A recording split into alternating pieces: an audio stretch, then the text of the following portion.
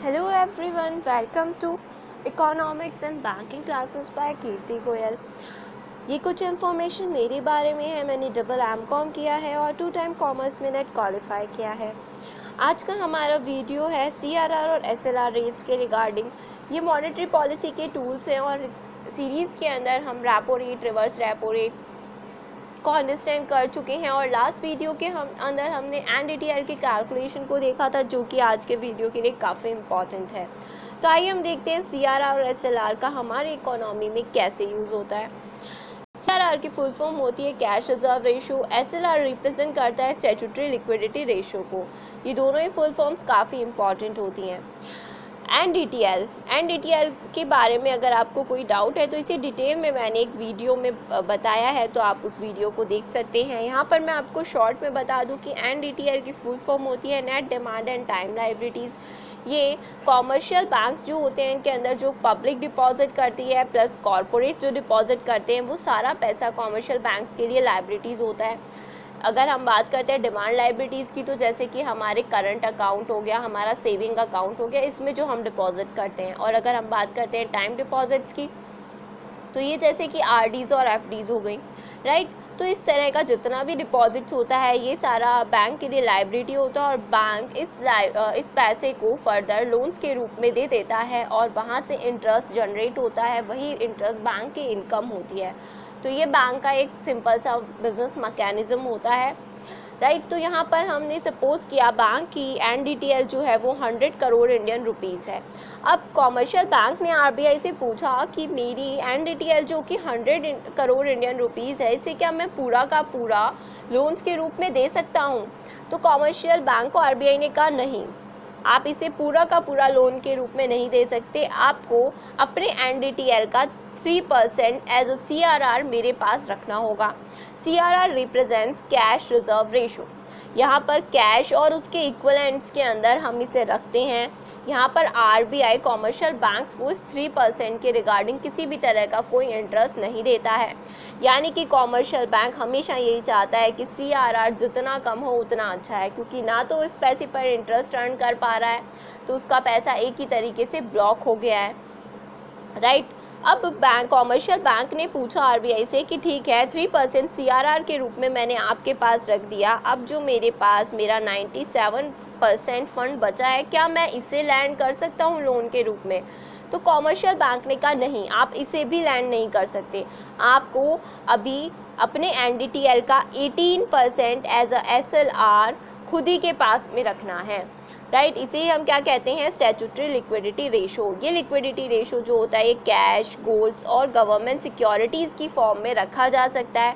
क्योंकि ये government securities की फॉर्म में रख सकते हैं, इसीलिए यहाँ पर इंटरेस्ट भी अर्न हो सकता है, इसीलिए इनकम जनरेट हो सकती है, राइट। तो SLR को रख कर बैंक को उतना लॉस नहीं होता है जितना CRR को रखने में होता है, राइट। तो SLR एट प्रेजेंट 18% है और CRR हमारा 3% है। तो कॉमर्शियल बैंक को RBI ने कहा कि ये जो 21% टोटल हो गया है, ये टोटल CRR और SLR के रेशो में आप रखकर बचा हुआ 79% जो है वो आप लोन के रूप में दे सकते हैं। यानी कि 100 करोड़ का 79% इक्वल्स टू 79 करोड़, राइट। तो ये कैलकुलेशन हमारी सारी किसके ऊपर होती है? NDTL के ऊपर होती है, राइट। तो हम देखते हैं आगे कि इसकी कैलकुलेशन बेसिकली कैसे होती है।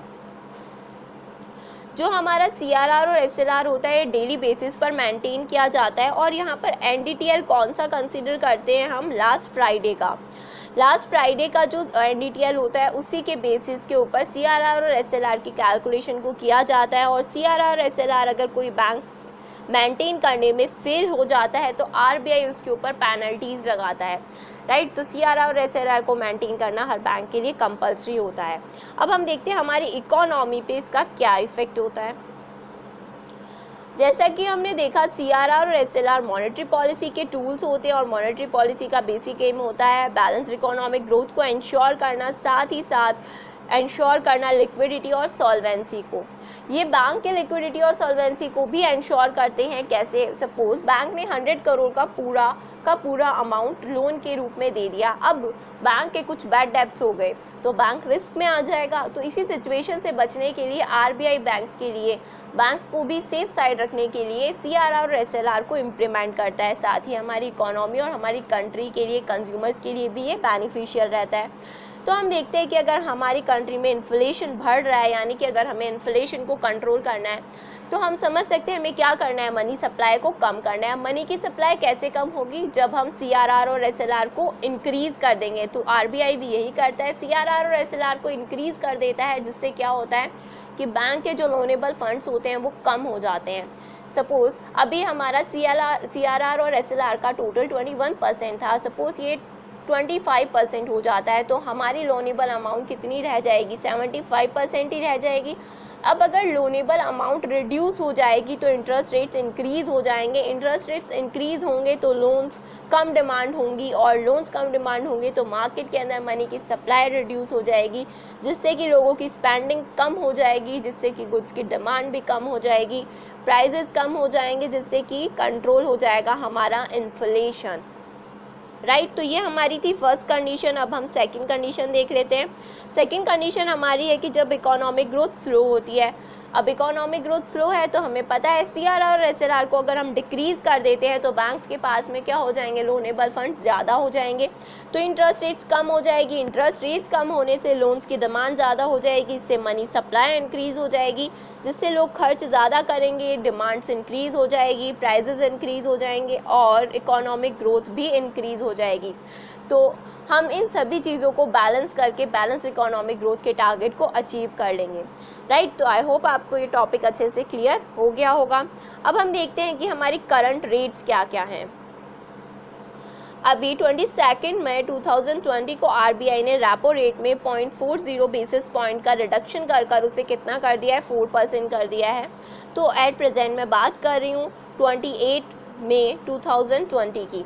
राइट, तो अभी हमारी सीआरआर जो है वो 3% है, एसएलआर हमारी 18% है, रेपो रेट हमारी 4% है, रिवर्स रेपो रेट हमारी 3.35% है, मार्जिनल स्टैंडिंग फैसिलिटी रेट जो है हमारी 4.25% है और बैंक रेट हमारी 4.25% है।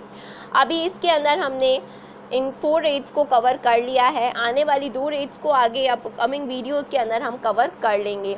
अगर आपको ये वीडियोस यूज़फुल लगती है, समझ में आती है, तो please like, share and subscribe and press on bell icon for further notification. Till then keep learning.